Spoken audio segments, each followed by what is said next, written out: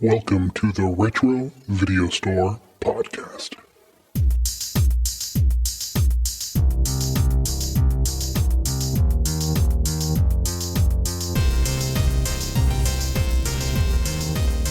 Welcome everyone to the Retro Video Store Podcast. I'm your host Eric. Hi, Eric. And that's my co-host Neil. I'm Neil. Who finally got his ass off the East Coast and back to Utah so he could talk about movies where he fucking belongs. That's right. I'm home. Yay, David's back. Yep, there it is. My few words and I'm back. How you been, David? Good. Yeah. Yep, still working. And Haven't been furloughed yet? Not yet. Yeah, I wanted to ask you about that, man. How's the shutdown going to affect you guys? I mean, you're kind of really important, but then again, they're fucking with air traffic controllers too, so. Yeah, I think we'll know after this, the end of this pay period. So after this week, we'll know more about our status. Great. Yeah. Wonderful. Yep. Good times. All right. We're starting off with political commentary, but are we great again? I feel great. You know what? You know what's actually great? You know what's great? It's great. My undershirt. You know what's great? That's what's great. Very nice ROM Space Knight undershirt. Look at that. Dance, Rom. Dance. How did you procure that ROM Space Knight t-shirt? Well, many years ago, when I was in high school, I had a drunken experimentation with a half Mexican, half Indian young man. Mm-hmm. And that tight sexual chemistry, that close male bonding, almost Greek, if you will. Yes, has bound us together over the decades. Yes. We'll bend over backwards version. Yes, very cool. I had so many people because I was working on some stuff, and I got it. It's freaking cold here in California. Well, for California, it's cold. It's cold and rainy. And I was working on some stuff, and I got a flannel on, so I took my flannel off. And I work with too many people that are too young, and they go like, "What's ROM? Is that like the Silver Surfer?" I'm like, just shut up. Well, even for Marvel, ROM is kind of a niche character. He wasn't, he had like 75 maybe issues, and he was basically a toy advertisement originally, but the comic was so good that he outlived the toy. So. They redid it. I've got a graphic novel. They redid it. Yeah, a whole new ROM storyline. My wife picked it up for me. I want to get the compendium of all the Marvel issues, but they're like $100 per book, but each book is like 25 or more issues. So I need to pick that up. That would be so fun to look through. I had all those. That'd be so me too. good. I loved me some ROM. Oh, Let's get back to David. David, what have you been up to, man? Well, I just got back. I get a couple days off and go back to work tomorrow for 2 days. Then I'm taking a 10-day vacation. I think the season's finally over. Feeling good physically. Well, shoulders all right? Yeah, I'm over. I hit the 1-year anniversary of shoulder surgery on the 10th. It's still a little sore, but yeah. But went for a nice little walk yesterday, trying to just get the blood flowing, go for a walk, and ended up getting bit by a dog. But what kind of dog? I don't know. I was talking to some old dude. I'm like, "Hey, this is a unique looking dog," and he's like, "Yeah, you never know. You just learn all these new things from rescues." And then it bit me in the leg. So, Dave, yeah. we share a kinship. I got bitten by the pit bull. You got bit by that animal. It's like, fuck Eric. Let's start our own podcast. Yeah, we have this now. About getting bit by a dog. Yeah, right in the left calf muscle. You'd be like, rabies cast with Neil and Neil and David. Yeah. Well, did the dog end up? The dog had its shots, so you didn't have to do the rabies. I don't know. The guy took the dog and put it back on a leash. I was like, "See ya," and took off. And I limped back to my car. And it didn't. It broke the skin, but I've been watching it. I mean, it's not. I'm looking at it right now. It's not really looking like a pustule just yet. If you start dragging your ass on the carpet, we'll know. Yeah. That's right. If you start dragging your ass on the carpet more. Yeah, More, more. more. For Yes. for a different reason. But yeah, no, it's I've been good. Yeah, sorry I missed the last few episodes, but Well, let's get into the podcast matter. What have you watched lately? Lately, as far as the type of movies we watch. well, I haven't watched anything in weeks. But today I watched Drag Me to Hell by Sam Raimi. Classic, Yeah, it was pretty cool. good.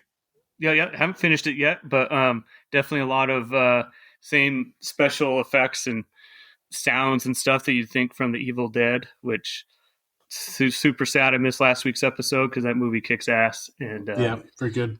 Yeah. Did you watch the movie for this week? I did, yeah. Okay. You never know. It's 50-50 with you. Yeah.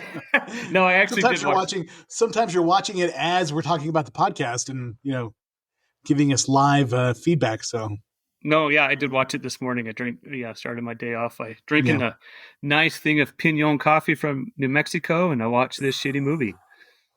yeah. Yep. Neil, how about you? Neil, What did you watch this week since you were sick? No, not much. Actually, I spent most of my time. The bagpipe band I'm in is hosting a national conference, so there's going to be a lot of people coming in. So I've been spending, even sick, was spending most of my nights in meetings, like talking and trying to figure stuff out. So I did not get a ton of time to watch TV. I did squeeze this in this weekend when I got really, really sick. But even that was on and off because I would fall asleep and my wife would turn off the TV and I'd wake back up and have to rewind it like 15 minutes to get back to where I was. Yeah. But not a heck of a lot, dude. Life really got in the way of my TV watching, and I'm really irritated by that. It's good to see you back, Dave.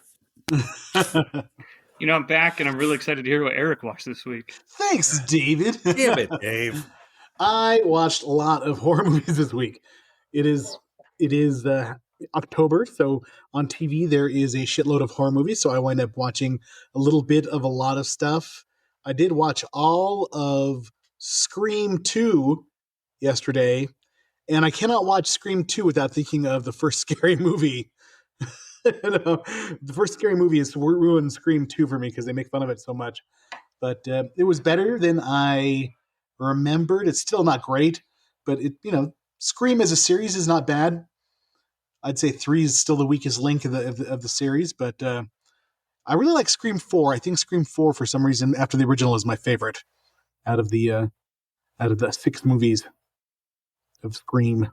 Scream 4 is fun, and it's got what's her name, Hayden Panettiere, and what's her name, Emma Roberts. That's pretty good.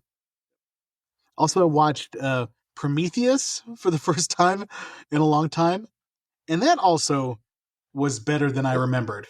For the first time in a long time. Yeah. Okay. I'm so fucking confused about what you just said. said. I haven't watched it since maybe the first time I saw it. Okay. And I had thought badly of it just because the scientists were so stupid and it wasn't enough like Alien for me because I knew it was like an Alien prequel. Yeah. But watching it this time, I enjoyed it much more because it looks fucking awesome. The special effects are great. The creature work is really, really good. It's got a good cast. And I guess I forgive the stupid scientist because how are you going to move the plot forward if you don't pet a space snake you've never seen before so it can climb into your suit? Or, all the other dumb things that the scientists did. Not being able to run, other than a straight line. If a giant spaceship is falling on you, you got to be able to you got to go straight. You can't jig off to the side there or nothing like that. Yeah. And we're on a strange planet we've never been on before. Our helmets tell us that we can breathe the air. So everybody take off your helmet. And everybody does. And because the helmet said they could. I don't know. I'm still following, protocol, keeping my damn helmet on. If your phone, space snake. If your phone says you have a text message, do you trust that you're going to look there and there's going to be a text message?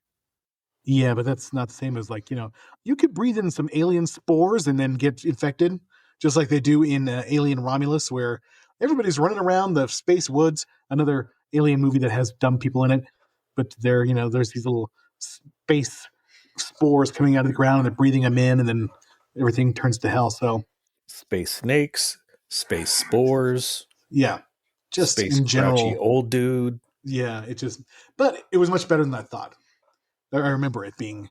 Then we watched Trick or Treat, which I had never seen before, and I was completely disappointed in it.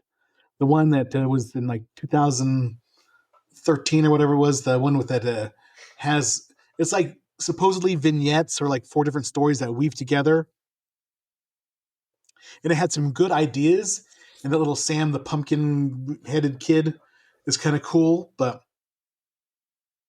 overall it sucked. I don't know why it gets so much of praise. All I can think of is the one with the dude, with the guitar, with the Trick or Treat from Trick the or 80s with Ozzy Osbourne and Oh, Gene yes. Simmons and Skippy from Family Ties, and yeah, that one is much, much better. That one is. The Satanic Panic was all over that movie, and it was fantastic. Yes, and that is why I love it so much, because all these movies where the kids find the record and then they play the record backwards, and a demon comes out, and then everybody gets possessed. Six crush. Sammy Kerr. And that's also the plot of The Gate, where the kid finds the record and plays the record backwards, and we need to do that as well. A little preview of what we're doing for the rest of October is, of course, today we're talking about Pumpkinhead, and next week is Halloween from 2018, because we're skipping the Rob Zombie Halloweens and doing the Halloweens from 2018. And I really like this series. Halloween ends like a wet fart, but Halloween and Halloween Kills I fucking both love. I really love Halloween Kills because stupid townspeople getting what they deserve is what Halloween Kills is. Gotta have these dumb townies rolling around. Evil dies tonight. Yeah. And people getting just owned by Michael Myers in a rampage. That's the stuff I want to see. So 2018, Halloween is next week. And then since November, Halloween is on a Friday, I think. Or is it a Saturday? Friday or Saturday. And then I think it's a Friday. Yeah. And we still need to do at least one more horror movie. So we're going to do Silver Bullet after Halloween, because I have not seen Silver Bullet in a long time. And it's one of Eric talked about what this meant to your family, Dave, and that's why we're throwing it in. Thank you. Yep, that was a staple of my childhood. That was actually the first graphic novel I think that I ever read too. I didn't know. I wanted to read the book, and I remember I bought it and I opened it up and there's pictures, and that was when I thought, this is a lot easier reading than what I had been doing. There's pictures? And it carried on for the next 30 some odd years. Nobody told me there was going to be pictures. That's awesome. Yep. So before we jump into Pumpkinhead, I decided to really look at Tubi this week, and because Pumpkinhead is on Tubi, and I found some of the best titles on Tubi. So if you want to scroll down to the end of the notes, I found not just the names of the titles, but actually some movies that you could check out. There is Eaten Alive, which is a Italian kind of cannibal movie, really controversial. The Dark Knight of the Scarecrow, which was a TV movie that scared a generation of people because the guy was hung up in the field, and it was the guy, the special needs guy from LA Law. Remember Lenny or whatever his name? I don't remember. The Dark Man. Yeah, in Dark Man. Yes, in Dark Man. And The Beast Within, which is a really horrible 80s horror movie that shows some of the worst bladder effects in horror movies, where the guy's turning into like a giant like cicada or whatever, and they just blow up his face with bladder effects, and it is hilarious. Trilogy of Terror, which is legitimately good 70s TV movie as well, but the last story is the one that everybody remembers because it's the little doll with the spear that terrorizes the lady in the apartment, and it scared the shit out of a generation of people in the 70s. And then The Gate, which we talked about a little bit. It's the Satanic Panic kids home alone, and there's demons and stuff running around. And it's got one of my favorite special effects things where there's like a zombie thing in the room, and the zombie falls to the floor and breaks into a bunch of little demons, and it looks so good. That's definitely a good one to check out. And then this one's a total gamble. It could be good, but it's probably not. Popeye the Slayer Man. I tell you, I watched a preview for that, and I'm sold. I'm sold. Mm-hmm. Yeah. Oh, this is 2025. Yeah. It's a new Popeye movie. the Slayer Man. There's lots of Mexican horror movies too, some Coffin Joe movies and stuff. So I kind of wanted to look at some of the Mexican horror movies. But here are some of the great Italian horror movies that you can enjoy with amazing titles like Naked You Die. And then Screamers, which I've told a tale when we talked about Friday the 13th, where this movie was basically about an island of fishmen, but it was remarketed in the United States as people who are turned inside out. And people went to see it and go, this is bullshit. This is completely different than what I expected. But as kids, we went to see a double feature of Friday the 13th and Screamers. But my sister and I were so traumatized by the end of Friday the 13th that my dad had to carry us both out under his arms out of the movie theater. So I never got to see Screamers. So also, The Whip and the Body. Sounds cool. Death Walks on High Heels. The Perfume of the Lady in Black. Strip Nude for Your Killer. The Red Queen Kills 7 Times. And 7 Bloodstained Orchids. Hell of the Living Dead. You guys must watch it. It is one of the most ineptly made zombie movies of all time. It's fucking hilarious. I highly recommend Hell of the Living Dead. If we do Turkey Month, we might include that one because it is just so bad. It is just amazingly bad. There's one called The Slasher is the Sex Maniac. And also, my favorite one, Police Blundering in the Dark, is a cool name for an Italian horror movie. I just love the names of Italian horror movies. It's just, they may not be great, but they have great titles. Like even Dario Argento, 4 Flies on Grey Velvet, The Bird with the Crystal Plumage, all those amazing ones. A Lizard in a Woman's Skin, Lucio Fulci, Cat on the Brain. Thanks, Neil. Oh, I'm sorry. It says I Yeah. could hear some weird insect noises here. There are some great giant monster movies that you should. I don't know. I can't vouch for the quality of them, but the titles are great. Meth Gator. I guess that's kind of a takeoff on Cocaine Bear, but it's Meth Gator. There's also Mongolian Deathworm. And I appreciate the honesty in this title, Bad CGI Gator. So I think that, that sounds pretty awesome if they at least telling you that. There's Zombies 1 and 2, which is apparently animals who are zombies, but they also have the zoomies. So there's Zombies 1 and 2. Dinosaur Hotel 3. I don't know if 1 and 2 are on Tubi as well, but at least 3 is. Sharkenstein and Shark Exorcist are all on Tubi right now. So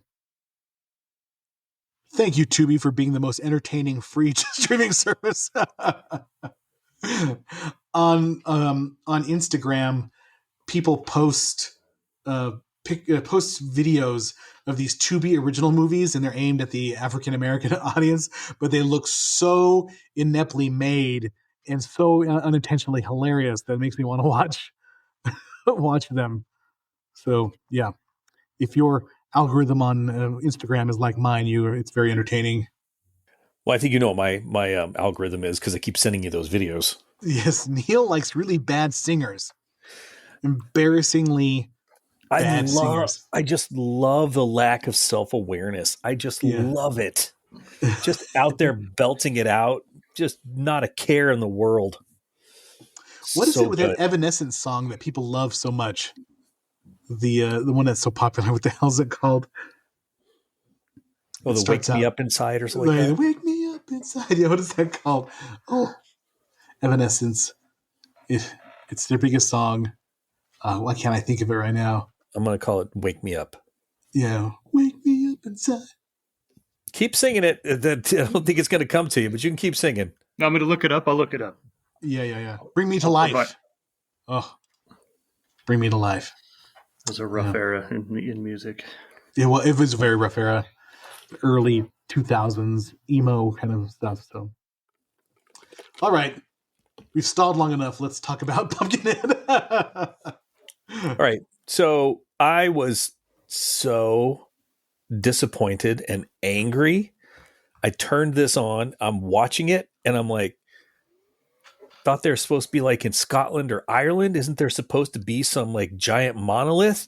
And they hook it up to a tractor to try to clear the field or something. And then it had Pumpkinhead underneath it, and he jumps out and he begins terrorizing. And then I realized, holy shit, I got this entire movie confused with Rawhead Rex. Oh, okay. Interesting.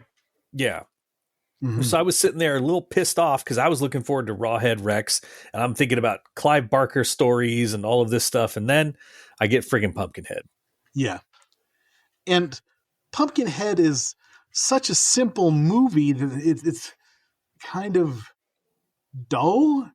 And I love Stan Winston. Stan Winston is a great special effects artist, and we will talk about that a little bit. But I feel like the movie was just kind of dull and predictable and kind of frankly boring.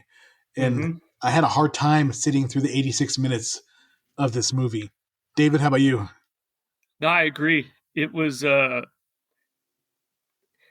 I'm trying to think, like, the first I looked at the thing like 23 minutes into the movie. It was still boring, or maybe it was 13 minutes. I can't remember, but someone that was like, fuck, is something going to happen? And yeah, pretty predictable. And Stan Winston's a big name too. And I thought that like this was gonna, I've heard about it for years, but yeah, no, this movie sucked. Yeah. And part of it is his first time he ever directed. He's responsible for so many amazing special effects. And Dino De Laurentiis and De Laurentiis Pictures brought him the idea of like, hey, can you do the special effects for this movie? He's like, well, hey, will you let me direct it? And they're like, yeah, we'll let you direct it. And, he is a great legendary special effects artist, but maybe not the best director. And maybe it's just the material. It's really, really dull. Do you want to hit us with the Internet Movie Database tagline? Sure. After a tragic accident, a man conjures up a towering, vengeful demon called Pumpkinhead to destroy a group of unsuspecting teenagers. Where would we be for this podcast if we didn't have unsuspecting teenagers? Or asshole teenagers who, cause problems.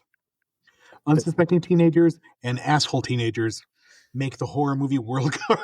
Yes, they do.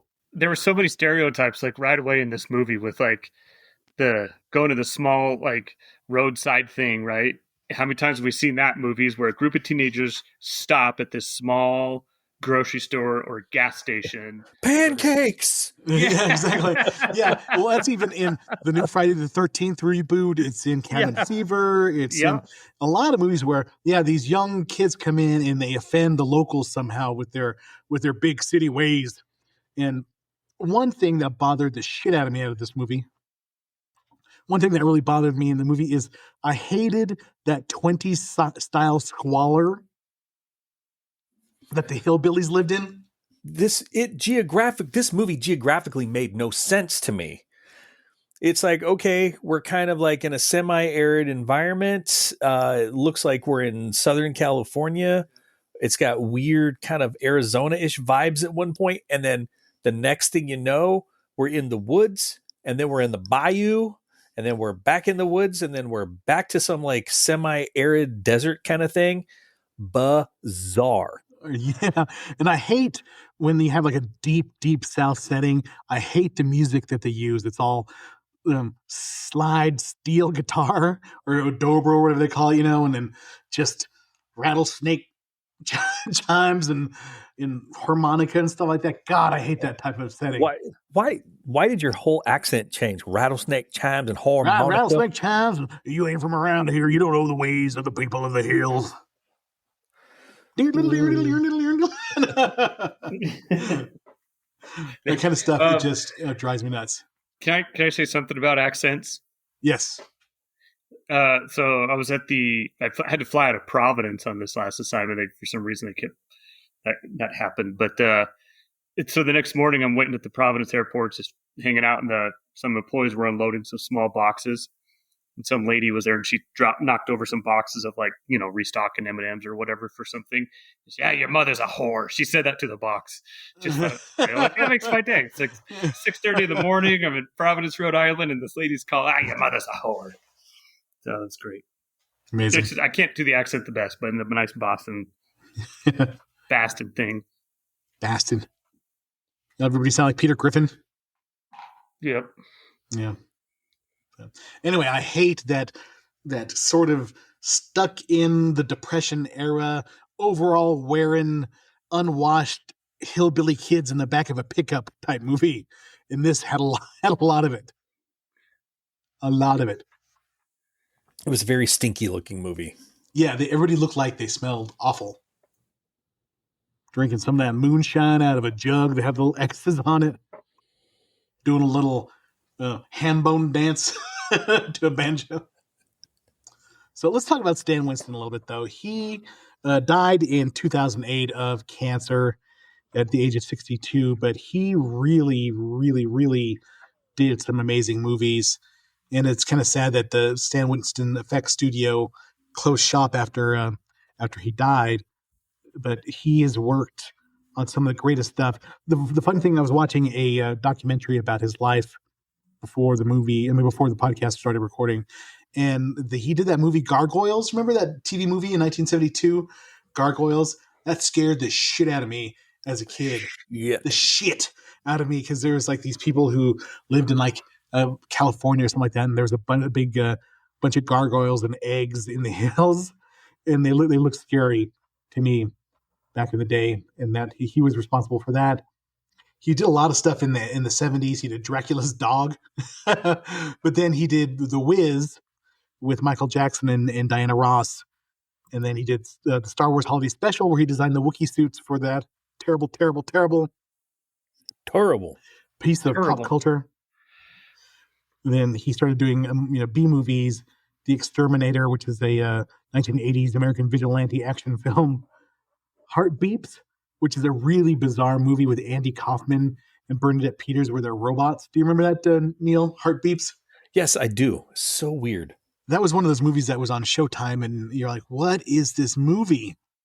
So weird. Then he did Dead and Buried, and then he did The Entity, which is that ghost sexual assault movie, which is really, really bizarre. Yeah. And then he did uncredited Friday the 13th Part 3. He designed a version of Jason's head for that. He helped out on The Thing. And then he did The Terminator, which really kind of started his collaboration with James Cameron and kind of made his bones as far as like being a player in the effects game. Starman, Ghoulies, Invaders from Mars, Aliens, which obviously he did the 14-foot Queen Alien, which was an amazing feat. In Monster Squad, he did some good stuff on that one. He did the Gill Man and all the other monsters. So he did a lot of really, really good stuff. Predator 2, Predator, Terminator 2, and Jurassic Park. So once you get Jurassic Park on your resume, you can just kind of, call it quits. But he did a lot of stuff all the way up till he died. So that he is definitely a legend in the game. Budget of $3.2 million, and De Laurentiis Entertainment was going broke at the time, so they didn't really widely distribute it, so it only made $4 million at the box office, but sprouted a bunch of awful sequels. Neil, have you seen any of the sequels? I had no idea there were sequels until I looked this movie up and I saw all the different Pumpkinheads. I remember at Hastings seeing Pumpkinhead 2 Blood Wings a lot, and then Pumpkinhead Ashes to Ashes and Pumpkinhead Blood Feud.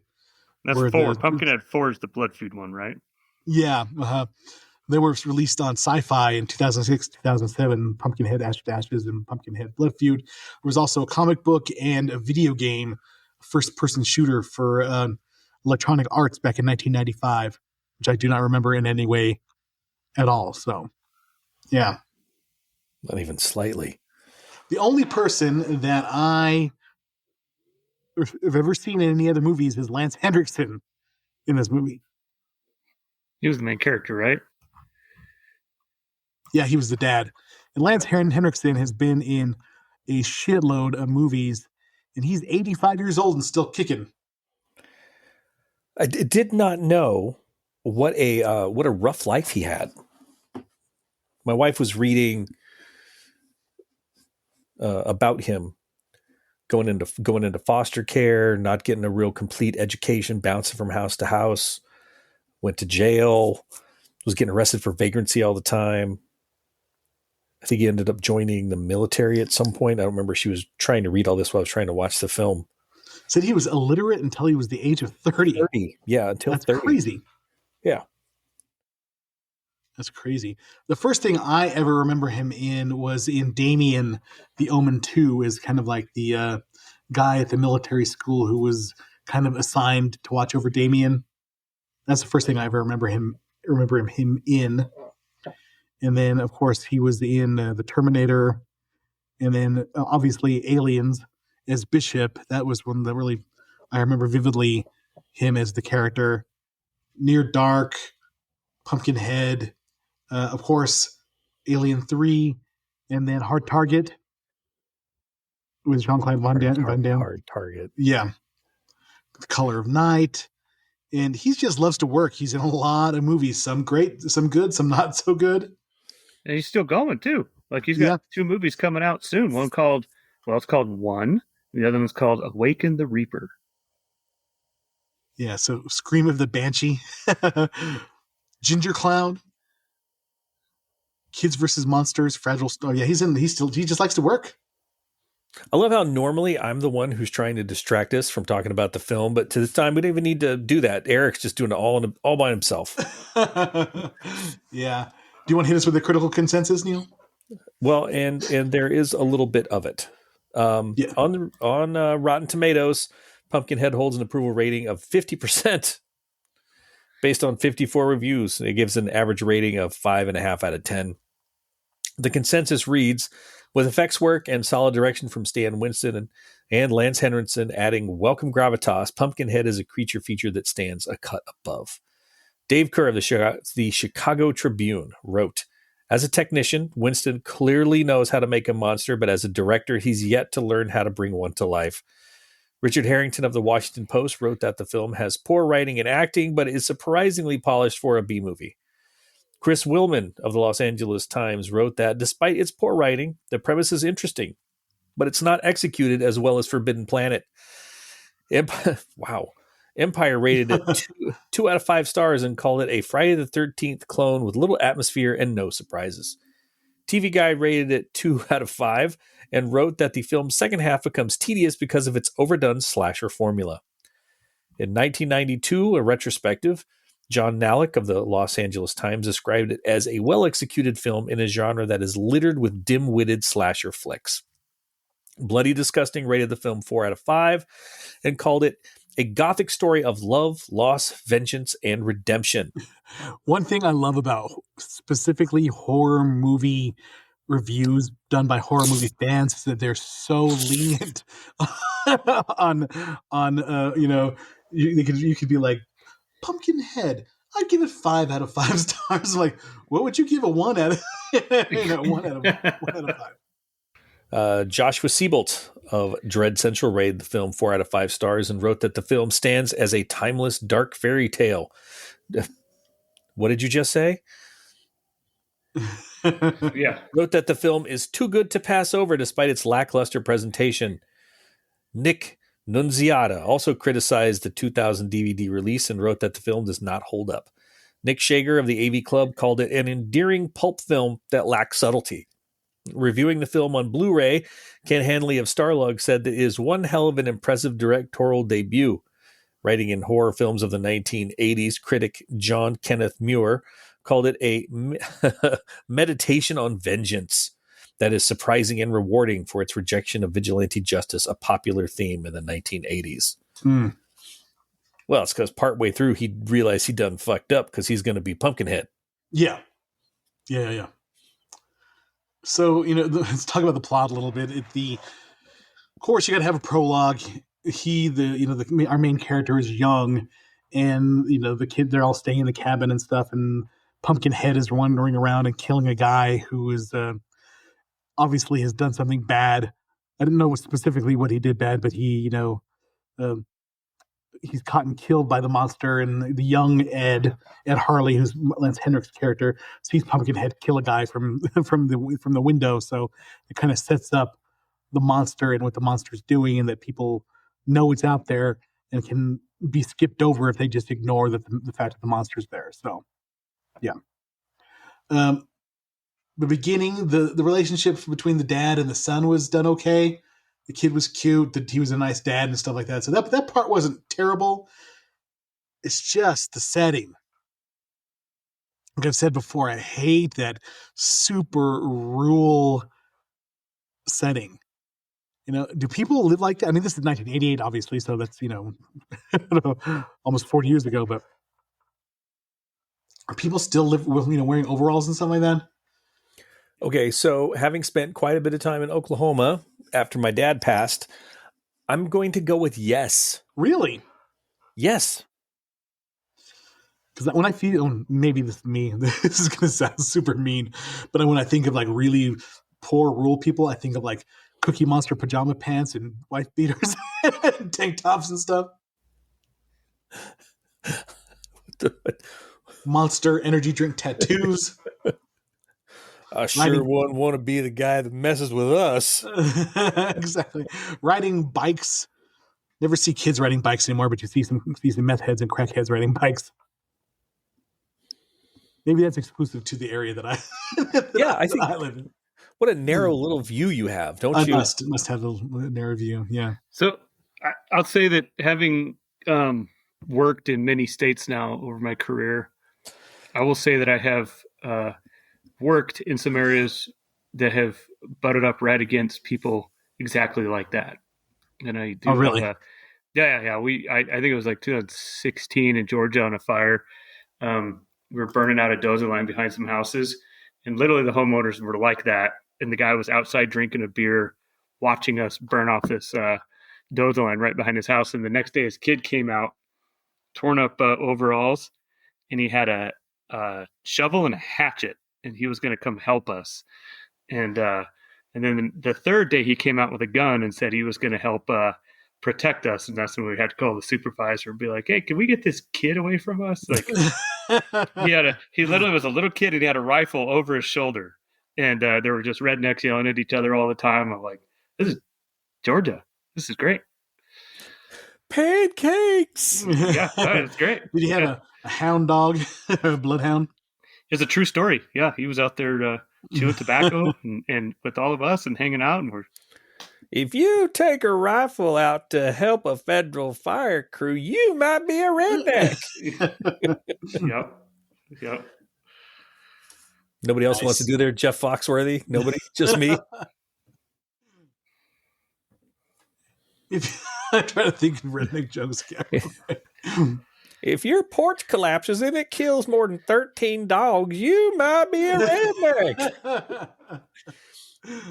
If your grandma don't take the Marlboro out of her mouth when she tells a state trooper to kiss her ass, you might be a redneck. If your son gets killed by some big city folk and you bring a demon back from the dead, you might be a redneck. If your family tree does not fork, you might be a redneck. All right, Mr. Foxworthy. So we meet the group of victims, and they're all just brash city kids.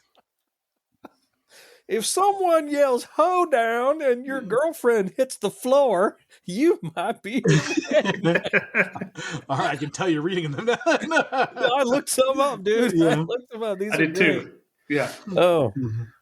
If you have ever taken a bear to a job interview, you might be a redneck. Oh my God, the ho down thing was fucking perfect. It made me tear up. God, that was amazing. Way to go. I don't even know if he wrote that, but if he did, I take back.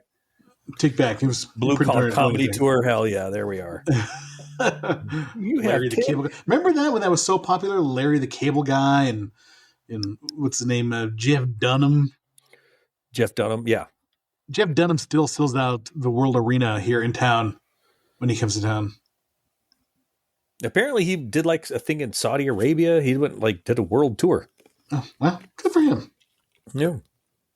If you have 10 cars in your yard, but the only thing mobile is your home, you might be a redneck. Those are actually pretty good. It's really, really good. Oh, man. So we get a group of reckless teenagers on dirt bikes. And of course, one runs over our protagonist's son.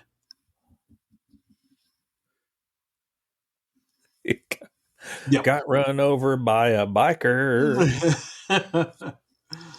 So, yeah, kid gets killed.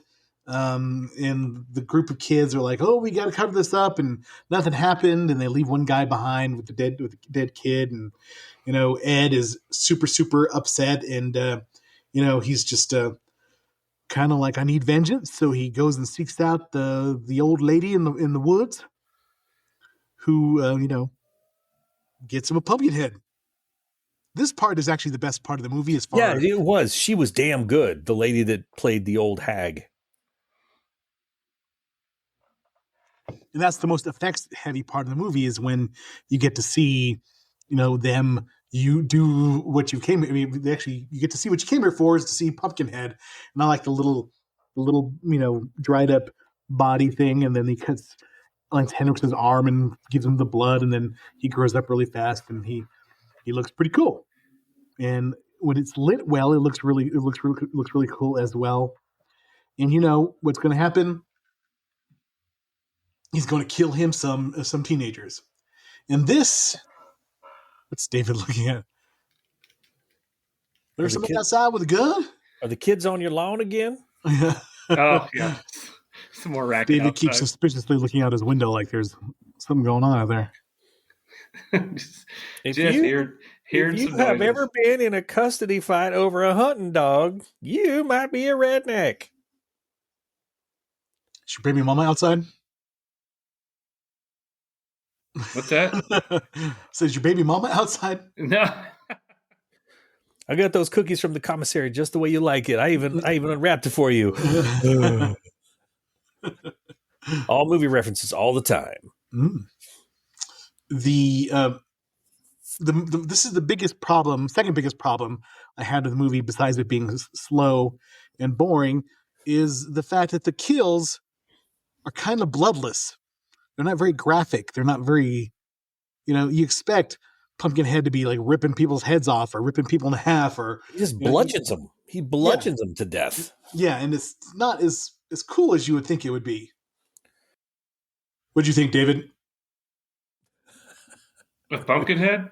Rope him in somehow. He wasn't listening to that last What did you think of the kills? I thought the kills were disappointing. Would you agree? Oh, yeah, the whole thing was boring. Yeah, I thought Pumpkinhead was really going to mess some people up, but no, he just kind of threw people around. Yeah, I liked that Pumpkinhead is strong enough standing on a roof to reach down and grab you by the head and pick you up. Yeah. Like with no problem. But he goes into an old church and he grabs a stick that vaguely looks like a cross and he can barely whack that thing to break it. Well, his big hand, like that lady was on the ground, right? You just see that big hand grab her face and just pull her out. Am I the only one that watched that part of the movie? Yeah. Okay. I watched the right fucking movie then. All right. Remember that one part where they grabbed the face? That was great. Yeah, it was just not really executed well. Creature looked fine and everything, but just I wanted some real gruesome vengeance, and that didn't happen. And of course, Ed, Lance Henriksen's character, is tied to the creature, so he accidentally hurts himself, like gets stabbed with a pitchfork or something like that, and then he sees that Pumpkinhead is hurt, and gradually he changes his mind and he wants to stop the vengeance and stuff, and he's sees that he's doing it the wrong way, or has remorse for it. But then now he's starting to turn into Pumpkinhead, where his eyes turn red, and Pumpkinhead's face starts to get more human. So you see the convergence of the monster and the guy who wanted the monster to be brought forth, and that's all well and good, and he shoots himself in the head to try to stop Pumpkinhead, and it doesn't really work. So the other girl finishes him off. Yeah, he stumbles around quite a bit for taking a round to the head. Yeah, and I thought this was bullshit. Part of me was like, this is just the dumbest thing ever. He got shot in the head, and this didn't do it. But and I'm not making light of tragedy, but I know someone who last week an angry ex-boyfriend shot the daughter in the head twice. Jeez. Twice, and then shot the new boyfriend. He went home 2 days later. She was home 2 weeks after that. After taking 2 point blank. Mm-hmm. Wow, that's crazy. So, holy crap. How that works, I don't know. You'd figure you get shot in the head, that's it. So whenever I saw that in the movie, I was like, bullshit. I'm like, wait a minute. I literally know of someone that took one, like, well, not one, but two to the head and survived. Yeah. So I'll give you that one, Mr. Henriksen. You get that one. Yeah. So overall, I would say Pumpkinhead was disappointing. We're done talking about it. Shit, we still got things to say. Oh well, what do you got to say, Neil? Please help pad this out. You're rushing through. You're rushing through it. Mm-hmm. Okay, I really, really enjoyed the fact that Stan was working as much as he could to not necessarily show the whole monster all the time. You got to see it, but it was more about like those, like, the off camera kind of stuff. You'd see the big jacked up feet. You'd see the big hands. Yeah. And that, like the backlighting him with the, he's kind of standing there. Obviously they've got something rigged up to help him stand. But I think if they'd have given that guy some more time to move around in that suit, because when he did move, he's kind of hunched over. And, obviously he's got the weird, like, stilty things on his feet. It was a great looking monster. Yeah, and that to me is the strong suit. Is that obviously Stan Winston is a great creature effects designer, and his team does a really good job. And there are scenes where it looks good, where it's there is some good atmosphere when they create Pumpkinhead, the old witch lady, and stuff like that. There is definitely pieces of the movie that stand out that are decent, but it's few and far between in in the movie. Just ugh. No, this was just a practical special effects, and it was all the suit. Yeah, it was just all the suit, and it was damn good. And he's got that one long snaggle tooth, so he knew whenever he Elvis that lip, they had that tooth just sitting there waiting for you. It was like, just like that. One long curvy tooth, really easy to floss. And I thought it was with the transformation, whoever molded that, and then had it look like Lance Henriksen. And then they're like, Lance, all right, roll your eyes back, make this particular face. Again, if it had been a better movie, could have been really cool. But God, those the mask and the hands and the feet and the suit were just so good. It again just kind of wasted. Yeah, exactly. 100% agree. There were pieces that were really, really, really good. It just for 86 minutes, it felt like 86 hours. But there were a few good parts that I did enjoy. And I think I had a more fond memory of seeing the movie and knowing that there's are fans of it, but seeing it again, it just did not hold up well at all. So I really like a American Werewolf in London kind of thing. Would have been so cool. Like when the kid sits up, he goes, "What'd you do, Daddy?" Mm-hmm. They could have played with that whole idea. Could have had more more nightmarish kind of thing. Yeah, stuff. And had that kid going through the whole darn thing. Yeah. And I got to tell you, watching this as a kid, and you're just you want the special effects, you want the kills, like yeah, and then you start to see it as a grown ass man with a kid of your own, and part of you was like, I kind of get his point of view right now. Oh yeah, I get his. I didn't think he totally was. get his point of view. I got his point of view. I was rooting for him, and I was rooting for those stupid people to die. I just wish they would have died in a more graphic way. In a more graphic way. Yeah, 100%. David, what about you? Well, do you wonder why? Throw back in there. I already patted this shit out, dude. You gotta talk now. Well, okay. Do you wonder? Okay. Yeah. Fuck. You wonder if somebody else had some influence on Stan Winston on this one. If he was so good at special effects, do you think he could have added more to the death scenes and instead of made him so boring? Or do you think somebody else, like from obviously like some studio, may have gotten involved? And that's why I'm agree with you. Like watching it, it was boring, and there wasn't enough blood, and the deaths weren't cool, and but here we have this like master of special effects and horror doing his thing. Like, why didn't he go all out if he was going to direct this? If he hasn't directed very many. There you go. Yeah, he did. He directed this movie and a movie called A Gnome Named Norm that was direct to video, and he did like a Michael Jackson video and stuff like that. So he didn't really have a lot of directorial credits to his name. Well, he's good at special effects. He might not be good at figuring out where to put them. Yeah, and that really is. I mean, that's why he and one of his best collaborators are obviously Steven Spielberg and James Cameron.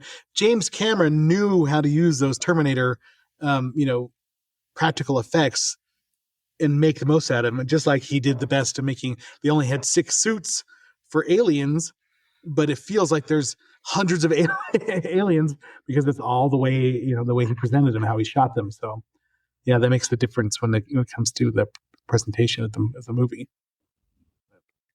Yeah, I say if you're a diehard horror fan and a completist, check it out, but lower your expectations.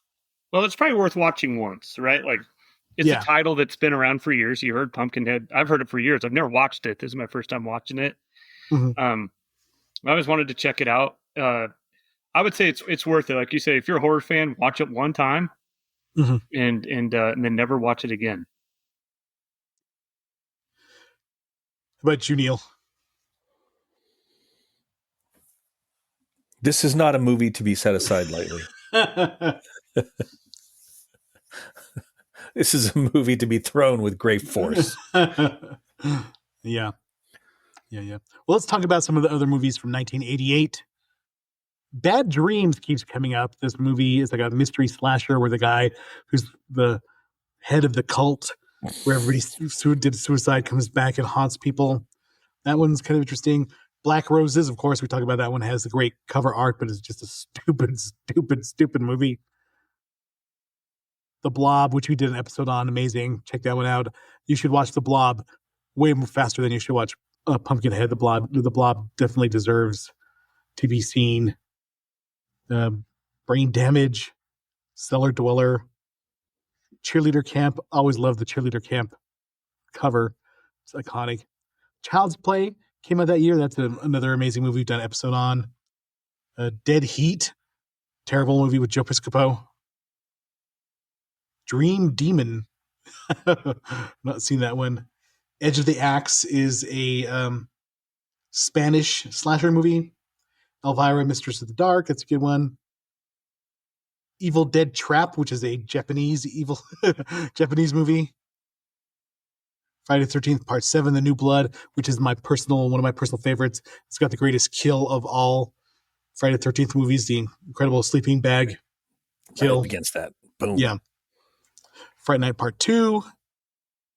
Halloween 4, The Return of Michael Myers, which is on all the time right now on AMC. You turn it on, you're going to, 30% chance of watching that movie.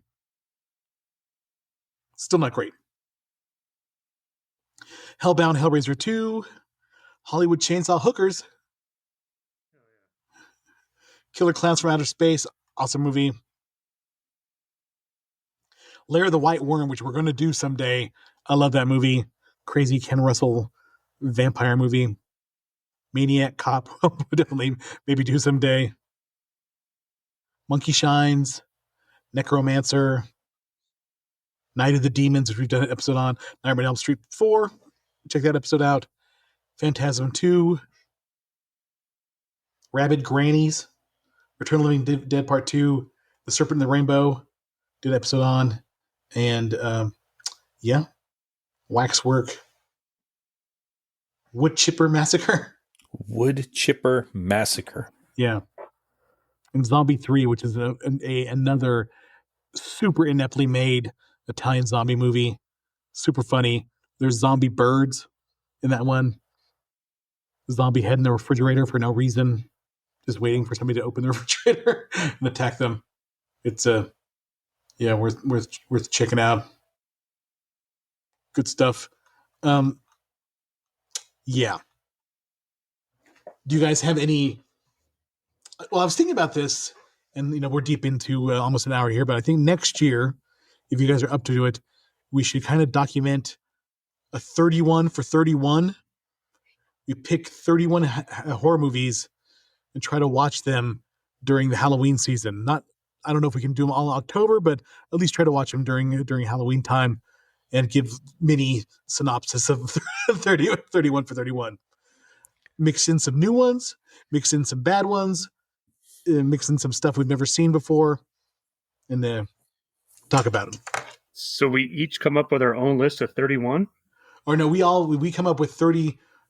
We've find a bunch of horror movies, put them in a jar, and randomly pick out 31 movies to watch.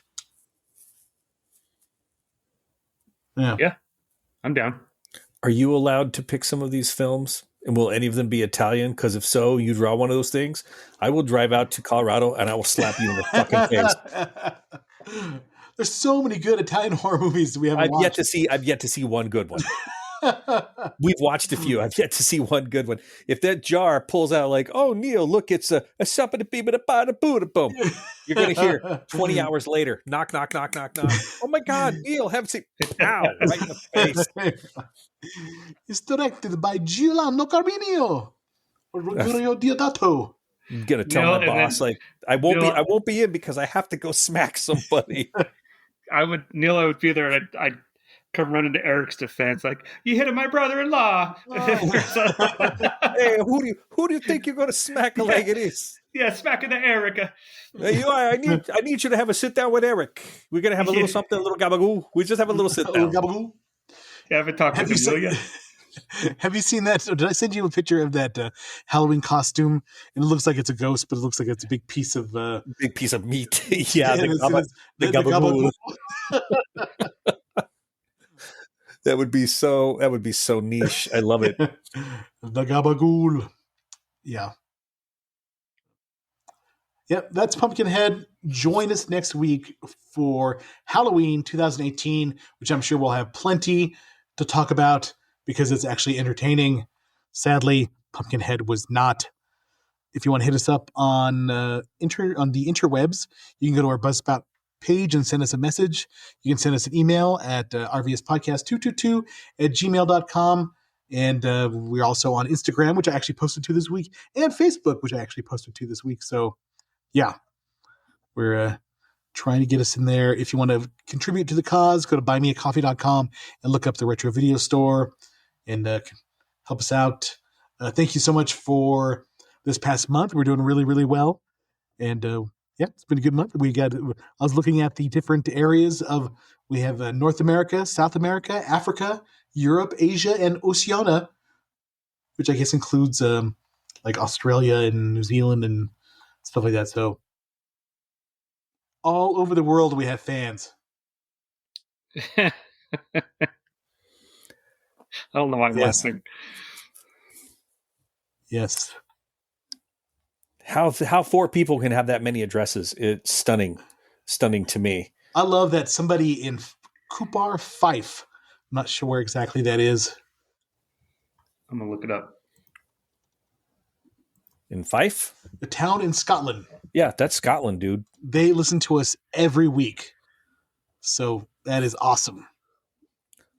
Whoever is listening in Fife. Thank you. Send us an email. Yeah. We'll give you a shout out. I am having trouble getting good bagpipe reeds. Help a brother out. You know how hard it is. This is going out to you, Fife. You know how hard it is to find good ghillie brogues for marching in that are made in North America. They're just not. Fife, All right. hook a brother up. Let's for a removed Celtic brethren. Help me spread the sounds of our people. I love some of the names of cities: Shinny, Pennsylvania; Tujunga, California; Tahunga, dude. Tahunga. Oh yeah, you're right. I'm Hispanic. Tahunga. Yeah, Jesus. Tujunga. Tujunga sound cool though. Check out the Tujunga. Yeah. Newcastle upon Tyne, Wantage, Oxfordshire; Contono Littoral, COTONOULITTORAL. Wonder where that is at.